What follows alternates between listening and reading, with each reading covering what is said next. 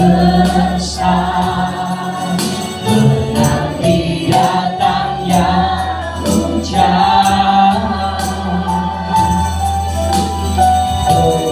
Tubuh demi tubuh jiwa. Amin.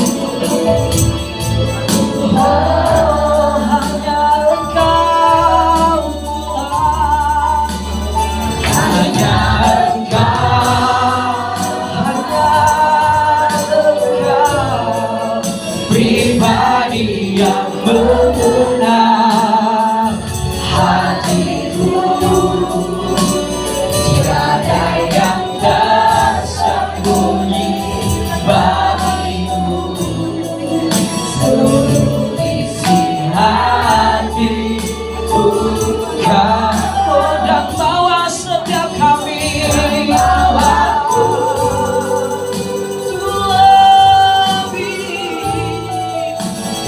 lebih dekat lagi padamu, tinggal dalam indahnya ketetapan. Sekali lagi katakan hanya Engkau Tuhan,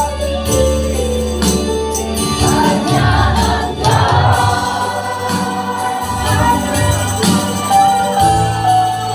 pribadi yang benar. Hatimu tiada yang tersembunyi bagimu, seluruh isi hatiku bawamu dan bawaku.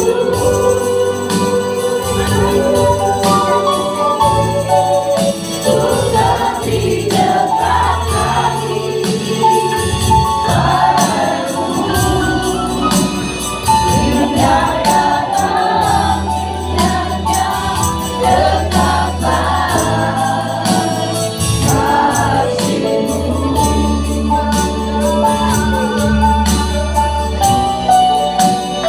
Tinggal dalam indahnya ketetapan kasih-Mu.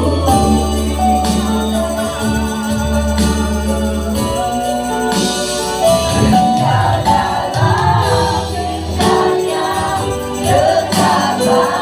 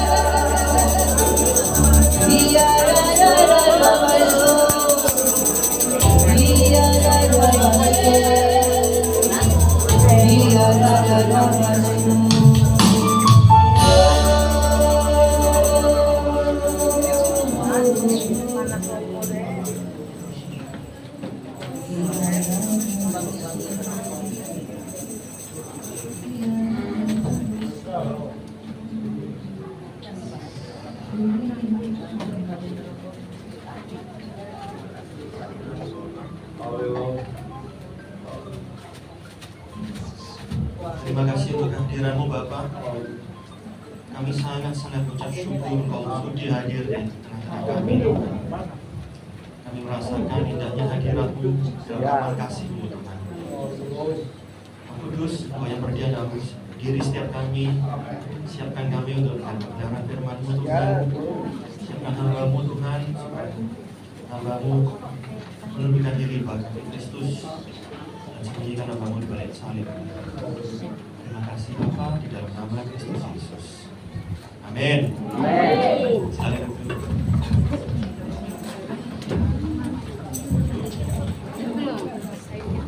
Selamat siang anak semua. Boleh sambil kipas-kipas, sambil seliwar-seliwar juga boleh. kita sadar saya. Oke, luar biasa hadirat Tuhan tadi. Sejak awal saya benar-benar menikmati hadirat Tuhan. Jadi bagi saya itu gini ya, hadirat Tuhan itu kayak saya dulu sama Tuhan. Ya, sama seperti anak kecil, nggak bisa cuma diberitahu, papa sayang kamu, mama sayang kamu, jangan khawatir, apapun yang kamu lakukan, papa tidak akan meninggalkan kamu, papa akan selalu bersamamu. Anak kecil perlu apa? Kehangatan pelukan kasih papa mamanya. Hadirat Tuhan bagi saya seperti itu. Jadi kalau saya mendengar firman-firman suka, tapi ada kalanya saya merasa kok kering ya. Padahal firman yang saya dengarkan adalah firman-firman yang berpusat pada Kristus. Tapi tetap kering, karena apa? Ya karena manusia membutuhkan hadirat Tuhan. Oke, saya mulai dengan pertanyaan ya. Boleh dijawab, tidak ada benar salah. Nah, saya nyiapin kerpean saya.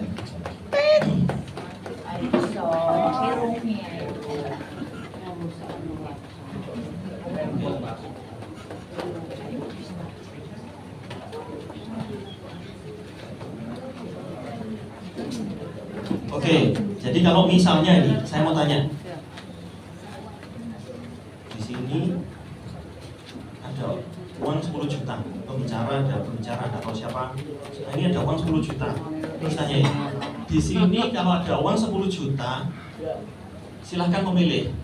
Mau didoakan berkat atau mau dikasih uang 10 juta? Yang mau didoakan berkat, angkat tangan. Nggak mau uang 10 jutanya? Pilih salah satu loh. 10 juta loh. Wah, bagus sekali. Lebih suka didoakan berkat daripada uang 10 juta. Oke, jujur. Siapa yang lebih realistis mau uang 10 juta? Oh, yang realistis sedikit. Ini luar biasa, ini pengurusnya didiknya benar-benar takut akan Tuhan, nggak cinta uang ini. Karena ini cuma isu ya.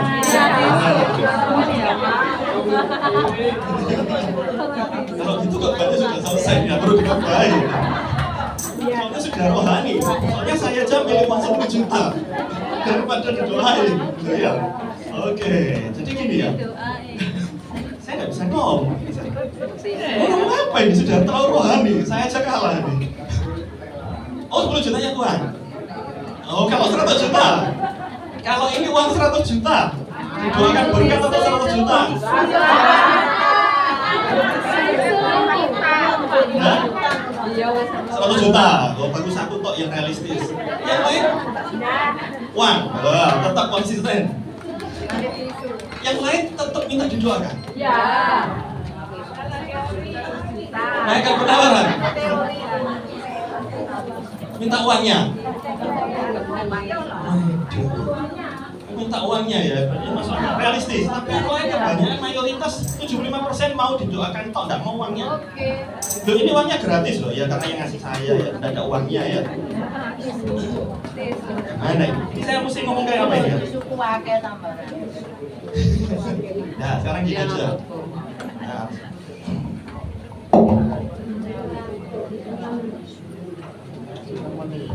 Saya keluarkan uang asli cuma sedikit, soalnya dompetnya tadi belum ada. Ada yang mau ngambil uang ini, saya kasih, tapi tidak saya doakan. Baru saya doakan.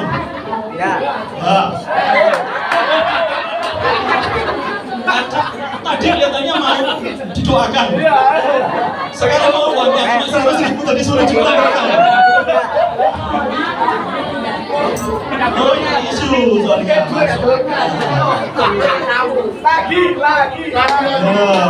Lagi ya. Tadi yang ngomong tidak mau uang 10 juta, ini target saya sekarang. Yang tidak mau, sebelahnya kan kelihatan ya, yang tidak mau uang 10 juta. Ayo. Nah, moga-moga masih ada di dalam.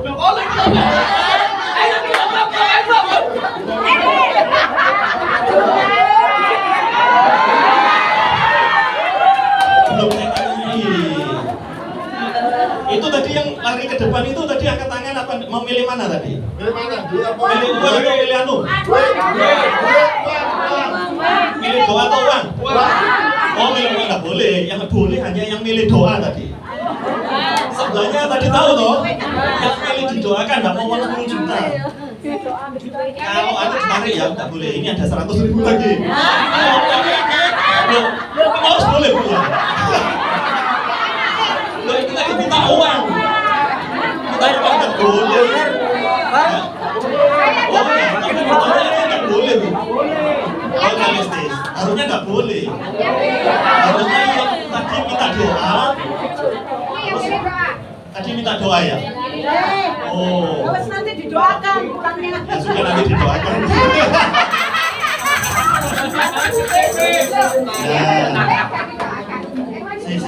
Padahal duit langsung boleh. Masih ada dengan cinta. Tapi nanti kan nggak bisa makan siang.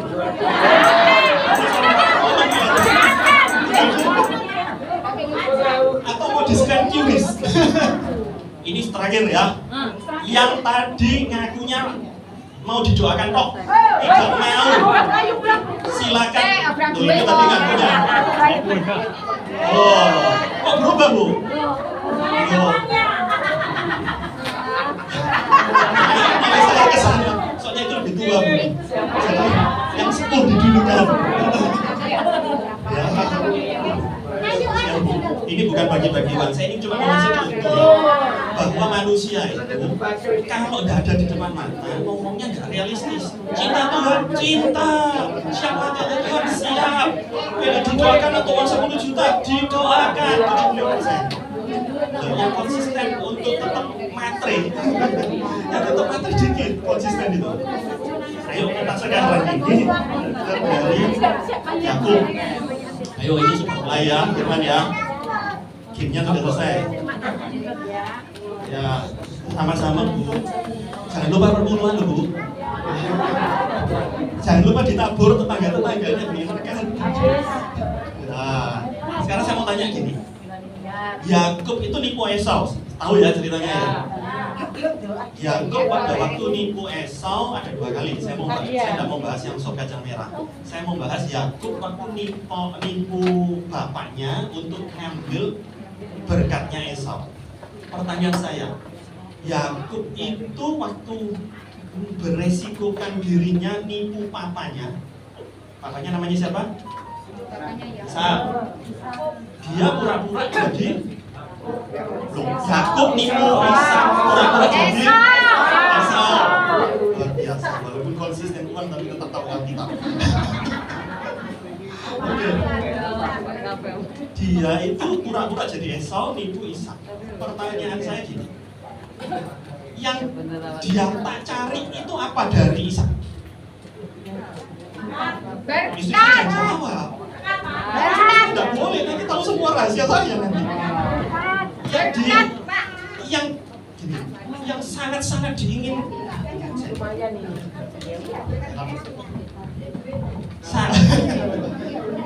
Saya ini mau tanya, yang sangat-sangat diinginkan oleh Yakub sampai dia nipu papanya dan beresiko dibunuh sama Esau, apa? Berkat toh. Hak kesulungan, oke, hak kesulungan kan bekerja sama kacang merah. Saya nanti yang ini pertanyaan saya, pada waktu dia nipu pakai bajunya Esau, kan dia ngomong berbulu ya. Yang dia kejar apa? Berkat toh. Kecut lah. Berkat. Hak kesulungan, berkat. Ada wujud fisiknya enggak? Belum. Kok Melani? Tahu ya Melani ya? Tidak ada yang harus pakai bahasa Indonesia baik dan benar kan?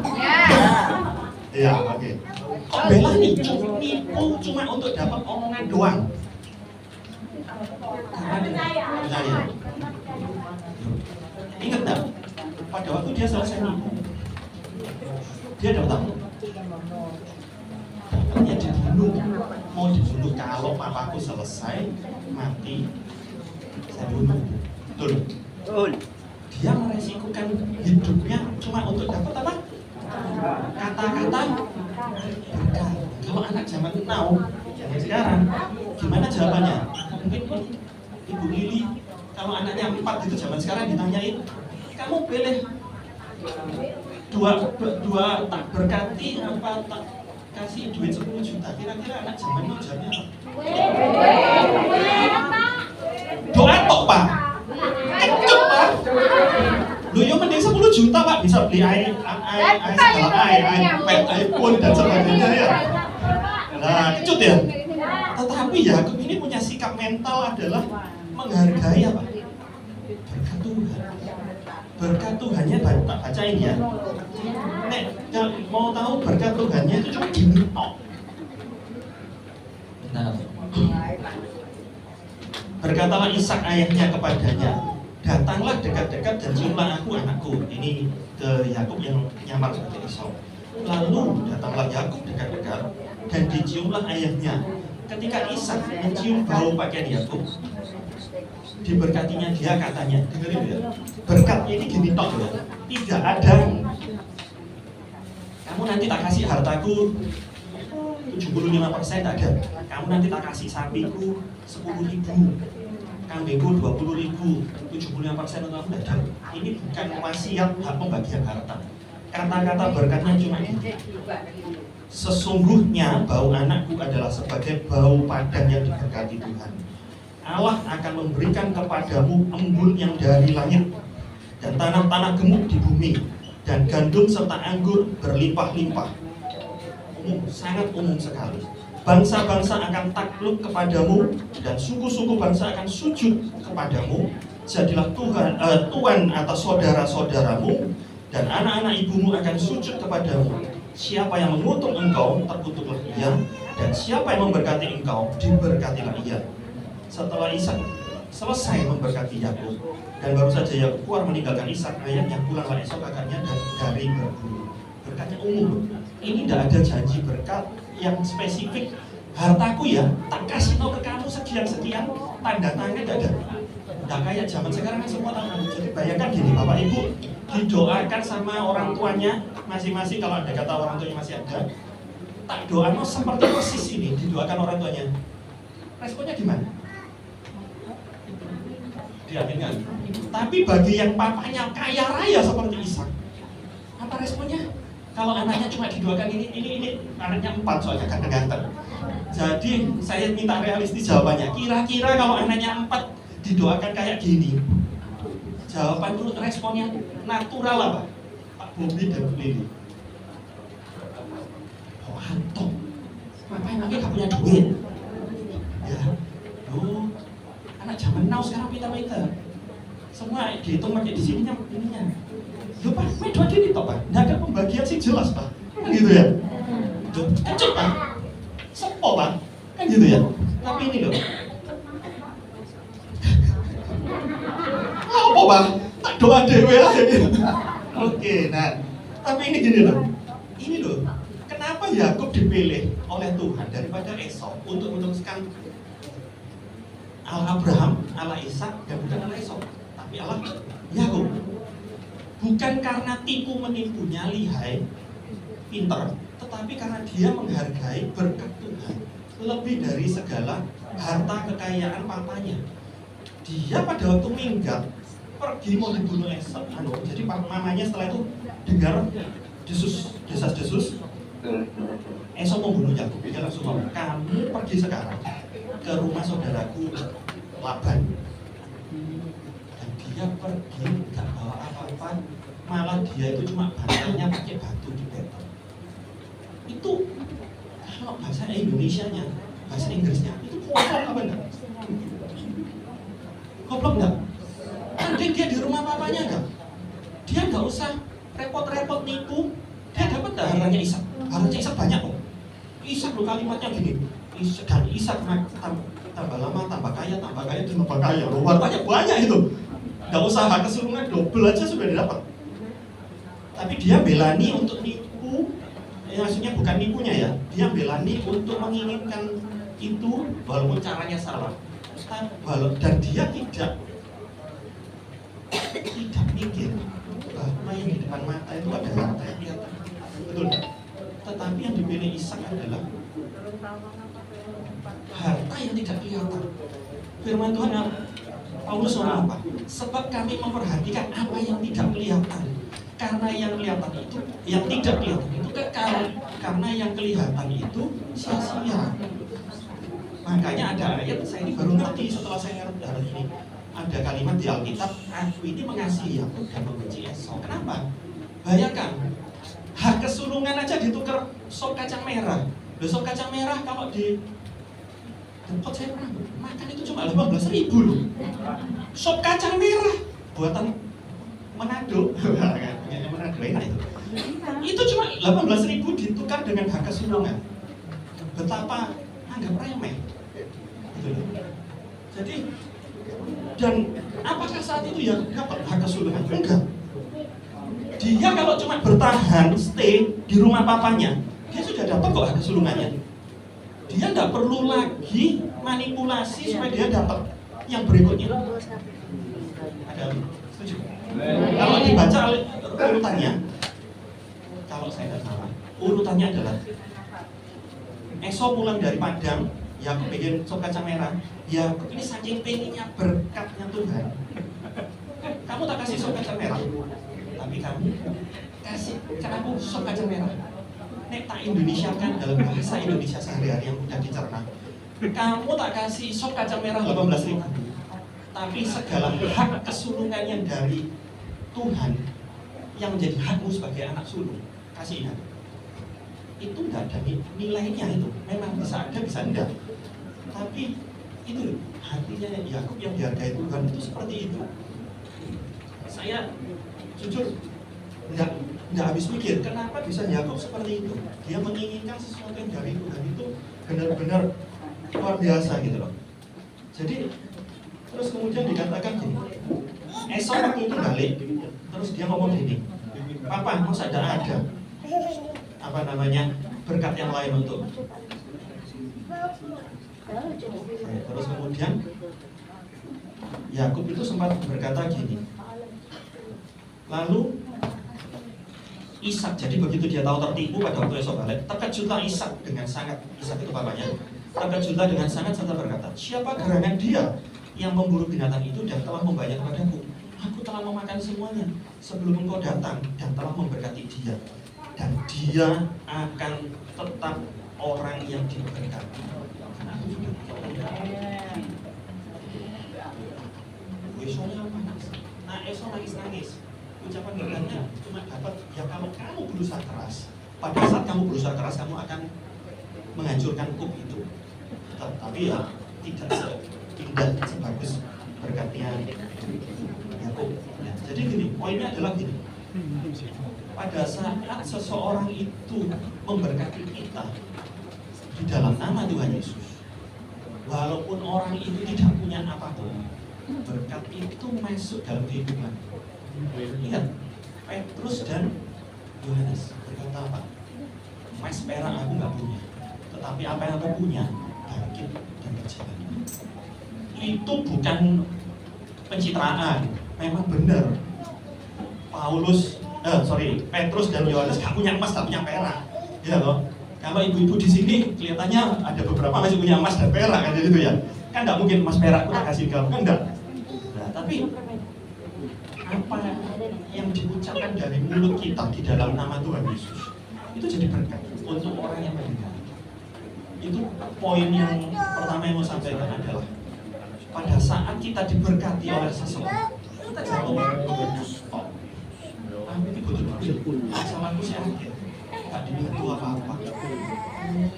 Sama Kristen tidak peli nungkak nolong katanya banyak yang komen gitu ya. Nah, tapi gini loh, ucapan berkat dari seseorang di dalam nama Tuhan Yesus itu janji.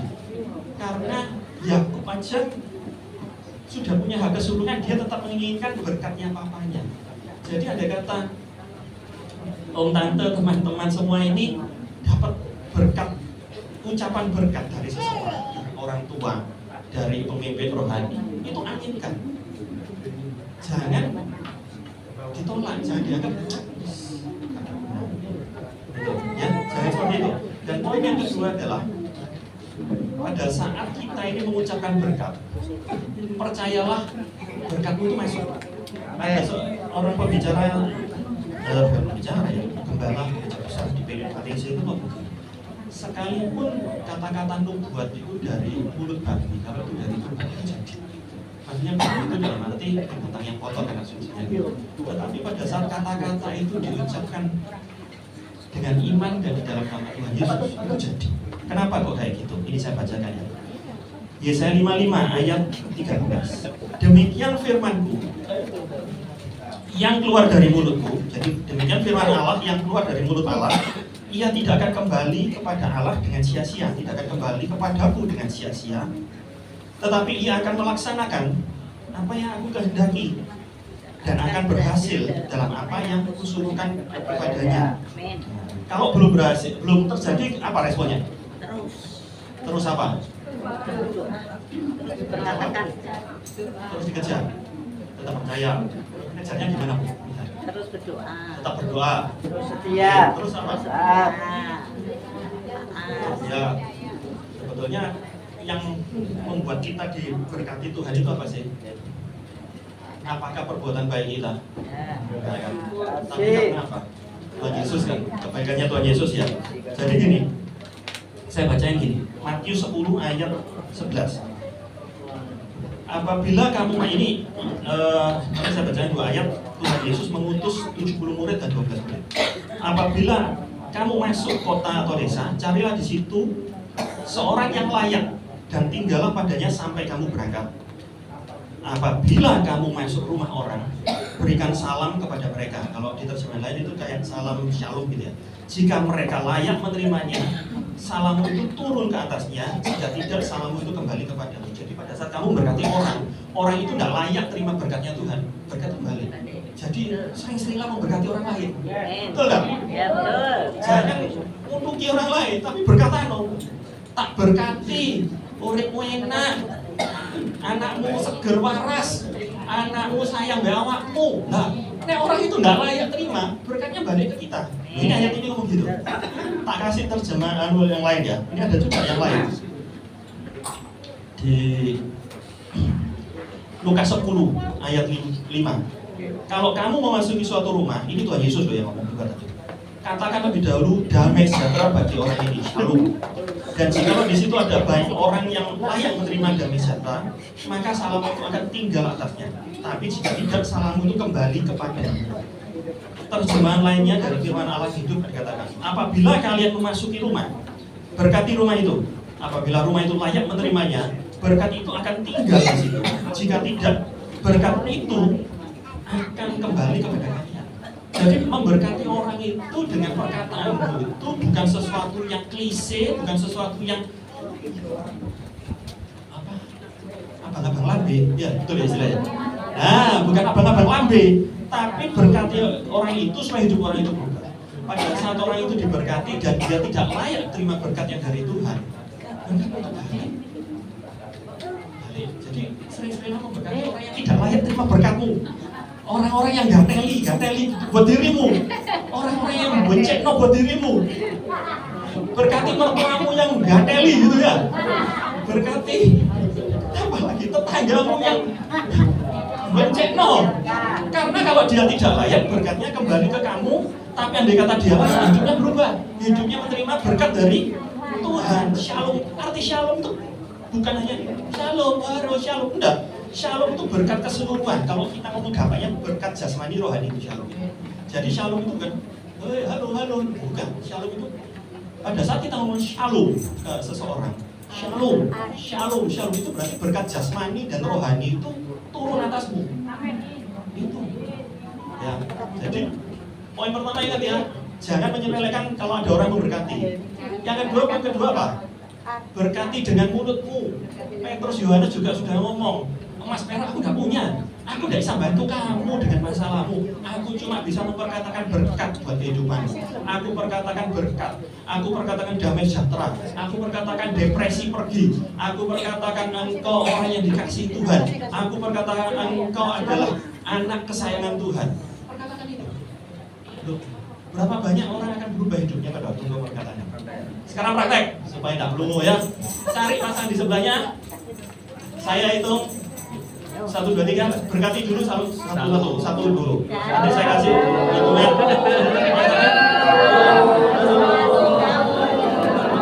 Gantian, jangan dua-dua ngomong ya.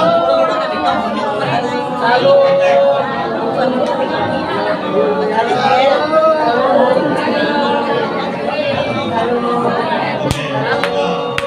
Sekarang gantian. Sisi satunya yang memberkati. Halo, bukan.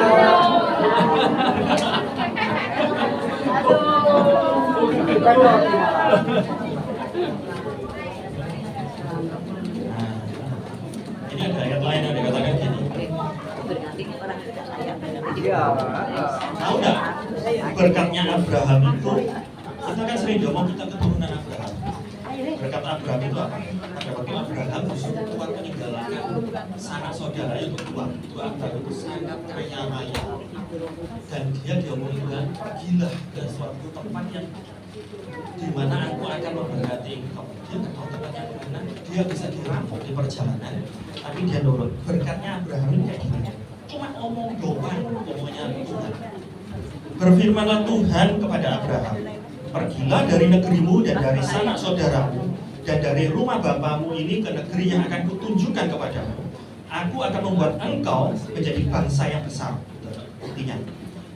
Dan memberkati engkau serta membuat namamu masyhur dan engkau akan jadi berkat padahal ke negeri yang tidak dikenal dia.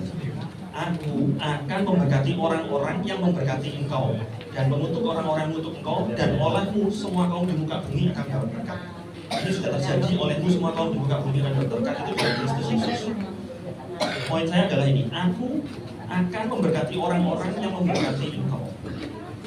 Jadi pada saat kita ini memberkati orang lain, saudara seiman kita juga, aku akan memberkati orang memberkati engkau. Kalau kita memberkati, saya memberkati saya ini memberkati Tuhan. Karena ini kan keturunan Abraham juga.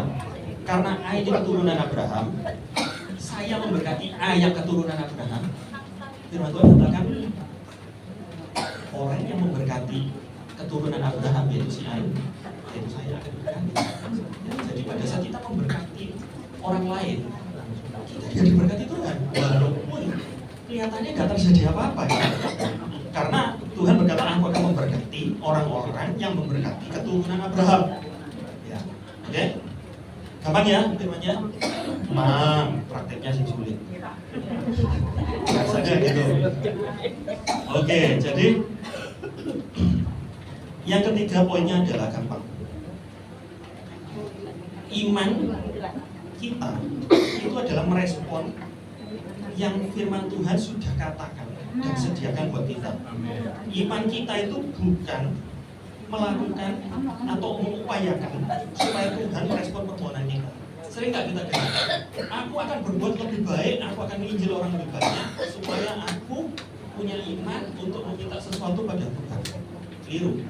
Pada saat kita iman kita pada perbuatan kita, iman kita naik yoyo, naik turun karena hari ini kita bisa berbuat baik, besok berbuat tidak baik, besok gegeran sama istri, sama suami, terus tidak terima sama, tadi ada yang pencitraan ya katanya ya, kalau suami ngomong I love you sampai selama-lamanya ya. Nah, itu bisa beriman enggak kalau lihat suaminya? Suami ini mencekal gitu ya. Oke, saya punya itu nanti khotbah yang lain, tapi saya cuma kasih satu kunci aja, bahwa kita berdoanya cuma perlu dalam nama Tuhan Yesus.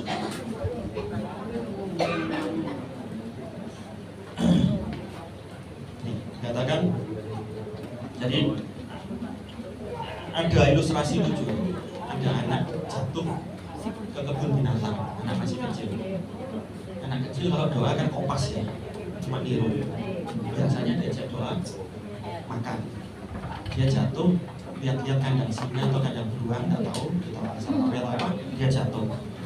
Terus ada singa atau beruang yang lihat dia, terus mau dimakan. Doanya itu harusnya. Doanya apa?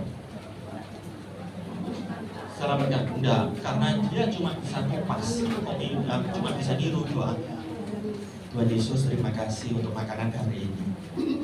Padahal yang harusnya doa terima kasih untuk makanan hari ini beruang atau singanya atau anak kecil itu.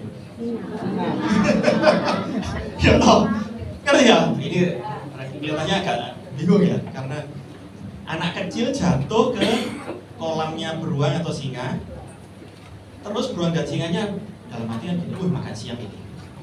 Terus anak kecil ini karena tidak ngerti harus berdoa seperti apa, yang dia tahu cuma minta tolong sama Tuhan Yesus. Dia doanya doa makan. Dia doa makan, Tuhan Yesus terima kasih untuk makanan hari ini. Amin. Padahal dia harusnya kan doa, Tuhan Yesus tolong saya. Kira-kira dimakan singa atau doanya dijawab? Tidak dimakan ya. Ya, kita punya iman dia tidak dimakan walaupun kata-katanya doanya salah, karena Tuhan melihat hati yang berdoa dan Tuhan melihat nama Yesus yang dipakai. Ini loh ada nama Yesus. Jadi gini, ini pada saya carikan karpean saya. Yohanes 14:14 ini ayat yang terakhir ya. Yohanes 14:14, jika kamu meminta sesuatu kepadaku dalam namaku, aku akan melakukannya. Simpel ya. Dalam namaku, aku akan melakukannya. Yohanes 16:24 dikatakan, sampai sekarang kamu belum meminta sesuatu pun dalam namaku, nama Yesus. Mintalah maka kamu akan menerima supaya penuhlah sukacitamu. Yohanes 16:26, pada hari itu kamu akan berdoa dalam namaku, dan tidak aku katakan kepadamu bahwa aku meminta bagimu kepada Bapa. Jadi anak saya itu kalau doa kan kadang lupa. Tuhan minta gini. Amin. Pakai nama siapa? Saya namanya Esther. Emangnya dalam nama Esther? Dalam nama Esther bisa dijawab doamu? Enggak kan? Dalam nama Tuhan Yesus. Karena Tuhan Yesus ada di dalam hati kita. Dan kita ini, Tuhan lihat kita melihat siapa? Tuhan Yesus. Pada waktu Tuhan itu melihat kita, itu melihat Tuhan Yesus. Karena tidak ada kebaikan kita yang layak di hadapannya Tuhan. Jadi kayak anaknya Pak Jokowi. Anaknya Pak Jokowi itu dihargai semua partai politik saat ini. Tahu semua kan beritanya? Nah, dia dihargai, sangat dihargai oleh semua partai politik pendukung Prabowo. Karena apa? Anaknya presiden, anaknya Pak Jokowi.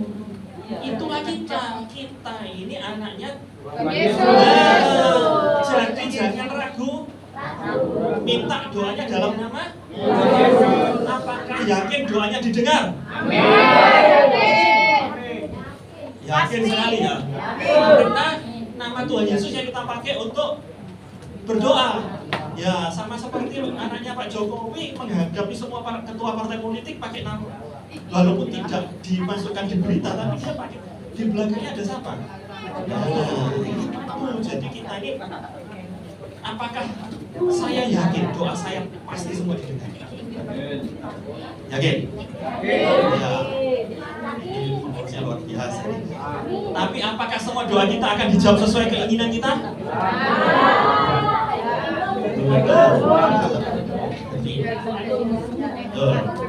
Yang penting kita punya iman. Tuhan, thank you sudah dengar. Buat jawab, tidak buat jawab. Aku cuma tahu satu, bahwa Allah turut bekerja dalam segala hal untuk mendatangkan kebaikan buat aku yang mengasihi Tuhan. Nah, ya. Ingat yang lalu saya pernah baik orang mengasihi Tuhan apa? Orang jadi pelaku firman. Oke, terima kasih. Ayo kita nyanyi, kita nyembah Tuhan. Luar biasa hadirat Tuhan. Aduh, punya tuh ada besar.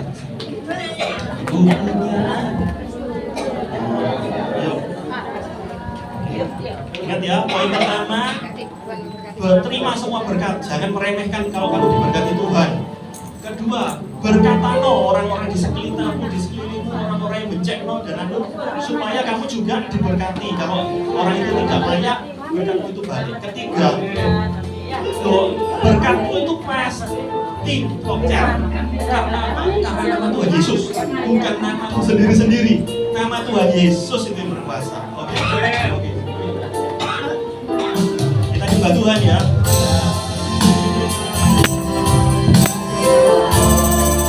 Maju berdiri yuk.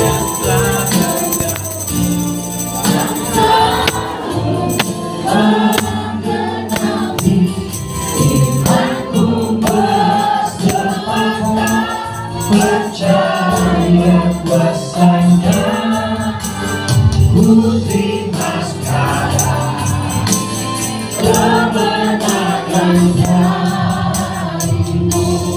Aku punya Tuhan yang besar. Ku punya Tuhan yang besar, yang tak berjanji dan sanggup menggenapi firman-Ku.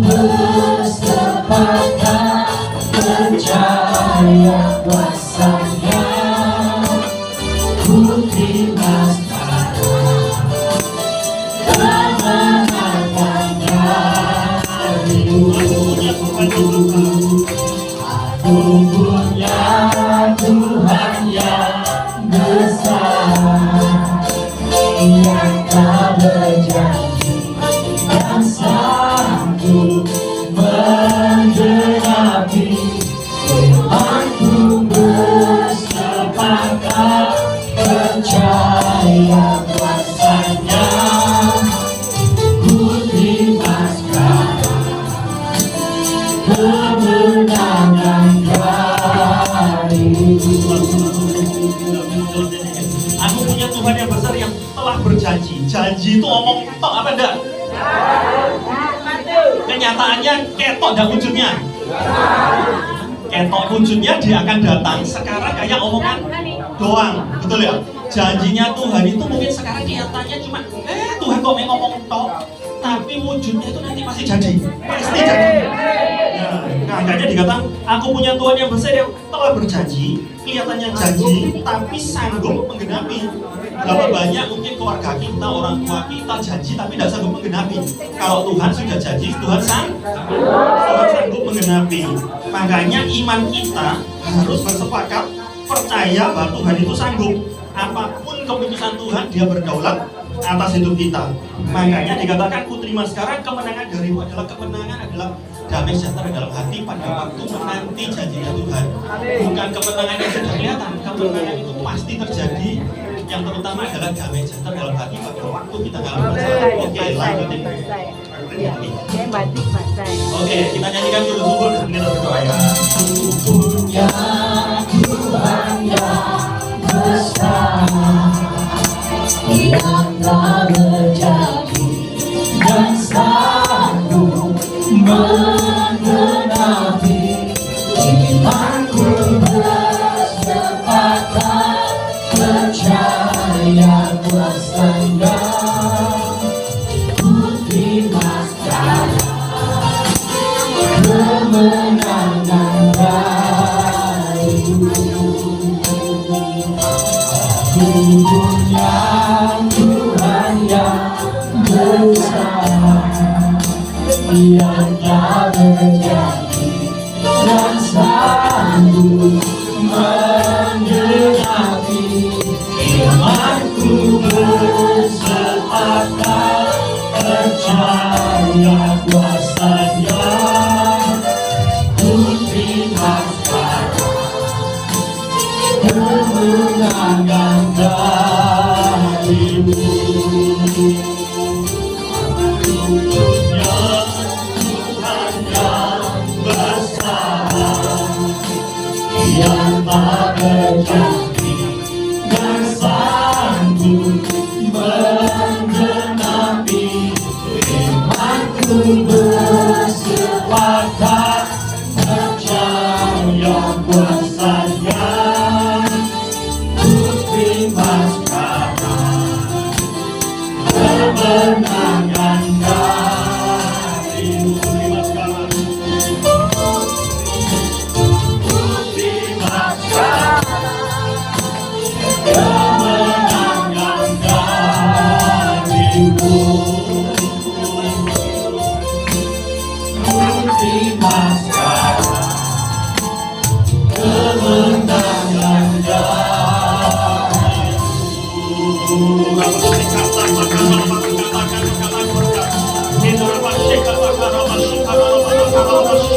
Aku memberkati setiap orang yang ada di tempat ini. Aku memberkati hidup mereka diubahkan oleh kebenaran firman Tuhan. Aku berkatakan hidup mereka akan